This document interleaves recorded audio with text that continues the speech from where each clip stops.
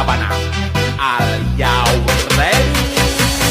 Kicau, kicau, kicau mania. Kicau, kicau, kicau mania. Kicau, kicau. Ini benar dengan Mbak Dwi? Benar, Mbak. Oke, apakah duduknya sudah nyaman, Mbak? Sudah. Sudah. Baik Mbak Dwi, gimana kabarnya hari ini? Alhamdulillah baik, cuman kayak agak gimana gitu loh, Mbak. Banyak pikiran. Oh gitu, baik, terima kasih sudah datang hari ini ya Mbak. Di sini Mbak boleh cerita dengan nyaman. Apapun yang Mbak ceritakan akan dijaga kerahasiaannya. Kami juga ada 3 asas. Yang pertama itu ada asas kerahasiaan. Cerita Mbak bakal dijaga kerahasiaannya, nggak bakal disebarin ke mana-mana gitu, kecuali emang urgent gitu. Terus yang kedua itu ada asas kesukarelaan. Asas kesukarelaan ini Mbak boleh cerita semuanya, Mbak boleh cerita keluh kesah Mbak dengan sukarela. Terus yang ketiga ada asas keterbukaan, Mbak boleh cerita semuanya ke saya gitu. Dan waktu kita cuma sekitar 20-30 menit ya Mbak, untuk membahas apa yang sedang Mbak alami gitu. Apakah Mbak siap? Siap, Mbak. Oke. Santai saja ya Mbak, saya di sini untuk mendengarkan apa yang Mbak rasain akhir-akhir ini gitu. Kalau boleh tahu Mbak yang sedang Mbak rasain akhir-akhir ini? Ya, akhir-akhir ini sebenarnya saya tuh overthinking terus loh, Mbak. Kayak banyak banget yang saya pikirin gitu. Jadi saya bingung gitu. Terima kasih ya Mbak sudah mau berbagi. Sepertinya pikiran itu terus berjalan dan cukup melelahkan ya. Iya, Mbak, benar. Saya juga kadang-kadang capek. Kadang nggak mau mikirin nih, tapi tiba-tiba kepikiran lagi gitu. Padahal masalahnya nggak besar gitu. Tapi saya kayak orangnya gampang kepikiran gitu, overthinkingan. Gitu. Oke, baik, saya bisa memahami.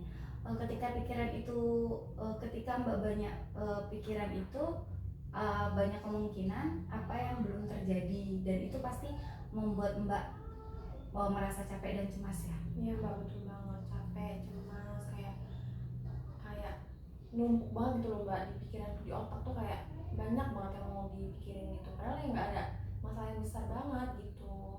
Gitu. Jadi meskipun itu tidak secara nyata, tapi pikiran kamu tuh tetap numpuk, tetap banyak gitu ya. Iya, Mbak, benar banget.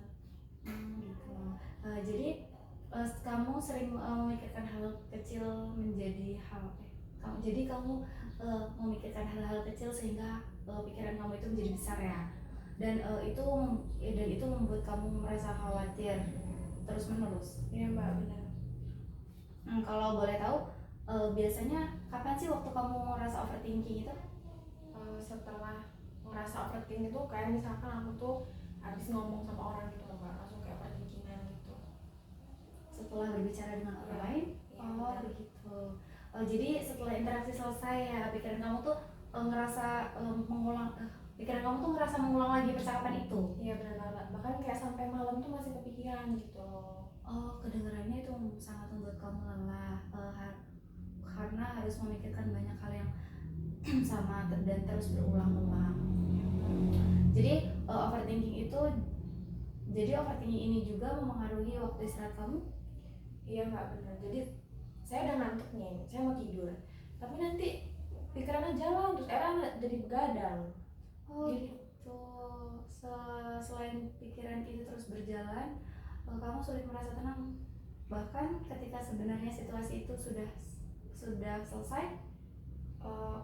Gimana ya, Mbak, kayak saya tuh rasanya tuh kayak nggak mau diem gitu loh, Mbak. Kayak jalan terus pikiran saya tuh. Gitu. Saat overthinking itu muncul, perasaan apa yang paling kamu rasakan? Cemas, takut, kayak gitu. Kayak tadi aku kayak ngomong sama orang tuh nyakitin nggak ya gitu. Jadi kayak udah kepikiran gitu. Padahal sih sebenarnya orangnya biasa aja, tapi sayanya aja yang kayak ketakutan gitu loh. Biasanya takut tentang apa? Biasanya saya takut dinilai buruk sama orang lain sih, Mbak. Tadi saya omongin itu. Oh, takut dinilai negatif ya. Iya. Perasaan itu wajar sekali sih saat merasa khawatir tentang penilaian orang lain. Bahkan banyak juga orang yang merasakan hal yang sama.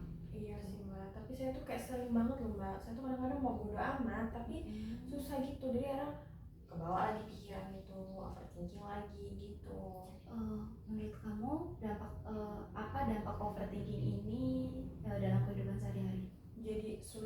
fokus mbak, jadi apa susah gitu karena banyak pikiran terus, karena jadi kadang-kadang nggak fokus mau kemana tiba-tiba. Contoh misalnya saya mau ke kamar mandi malah lah kok malah ngambil piring, kadang-kadang nggak sesuai gitu loh mbak, kayak banyak pikiran gitu.